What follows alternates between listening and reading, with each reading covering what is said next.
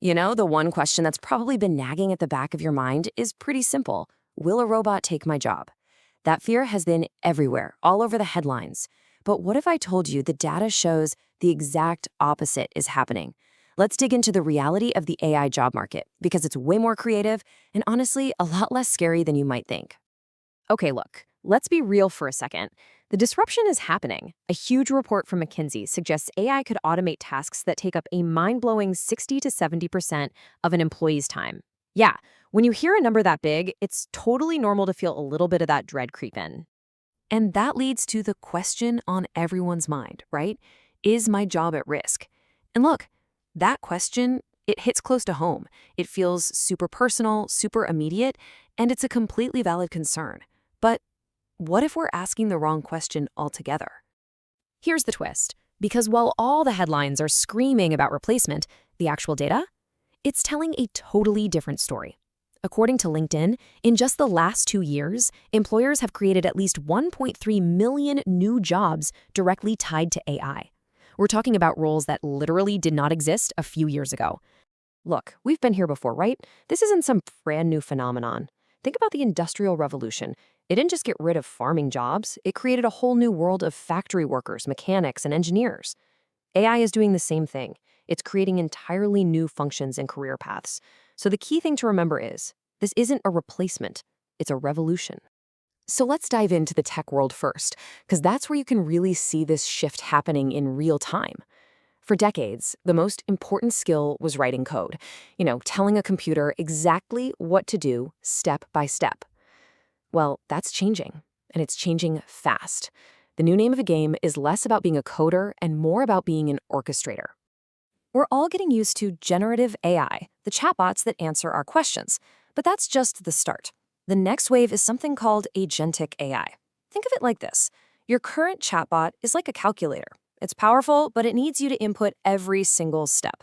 An AI agent, on the other hand, is like a self-driving car. You just tell it the destination, it plans the route, handles the traffic, and executes the whole complex trip all by itself to get you there. This table right here, it lays out the whole paradigm shift perfectly. Back in what we can call the DevOps era, the human's role was automation architect. The main goal, just getting code out the door as fast as possible. But now, in this new agentic era, the human role is agent orchestrator and supervisor. The goal isn't just speed anymore, it's about achieving autonomy of decision-making. We've basically gone from building the car to telling the car where it needs to go. So, if code isn't the main hurdle anymore, what is? Well, engineers are now talking about something called the context wall. An AI might be a genius, but it has zero clue about your company's private data, your team's specific goals, or your project's history. So the real bottleneck isn't writing code anymore, it's giving the AI the right knowledge, the right context, so it can actually make smart decisions.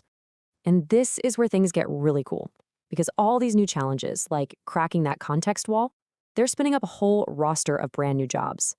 And these aren't some theoretical pie-in-the-sky future roles. Companies are hiring for these right now. So let's meet them. First up, let's talk about the architects. A context engineer is the person who smashes through that context wall we were just talking about. They design the entire system that feeds the AI the right information at exactly the right time. They're basically building the connective tissue between the AI's powerful brain and all of a company's internal knowledge. Next in the architect crew is the AI agent orchestrator. Now, this isn't a coder in the traditional sense. Think of them more like a master strategist. They design the AI's entire thought process, what's called its cognitive architecture. They can take a massive business goal, like onboard a new client, and break it down into a strategic game plan for a whole team of specialized AI agents to execute automatically. Okay, so with all this insane power, you obviously need some guardrails, which brings us to our next category, the guardians. The AI ethicist plays a crazy important role. They're responsible for setting the ethical standards, checking models for bias, and making sure these powerful systems don't cause any harm. They're basically the conscience of the algorithm. And wherever there's new tech, there are new bad guys trying to break it. The AI security specialist defends against attacks you've probably never even heard of. We're talking about things like prompt injection, where an attacker cleverly hides malicious instructions inside a totally normal-looking prompt to hijack the AI, or data poisoning, where they secretly feed the AI bad information during its training to mess it up down the line. Now we've got the communicators. These are the folks who bridge that critical gap between the super intelligent AI and, well, us humans. A brand voice curator's job is to make sure that every single piece of content the AI pumps out, whether it's an ad or a customer service email, sounds exactly like the company. They protect the brand's unique personality. This role is absolutely fascinating. The AI creative director is a true hybrid, part artist, part technologist. They don't just sit there and mess with pixels. They guide these powerful AI models to produce incredible visual art and designs, combining their own creative vision with a deep technical understanding of how to steer these tools. And just look at the sheer scale we're talking about here. It is absolutely wild. This LinkedIn data shows that in just 2 years, we've seen almost 775,000 jobs for data annotators.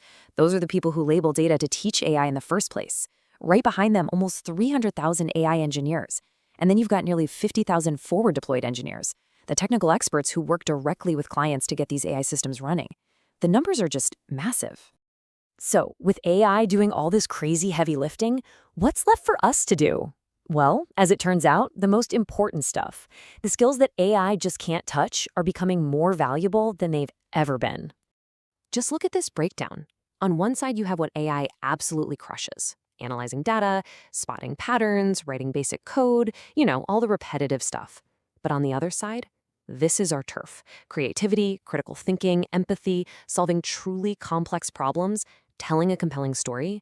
These aren't just soft skills anymore. They're the strategic, human-centered skills that drive real-world value, and they belong to us. This quote from Trends it hits the nail on the head.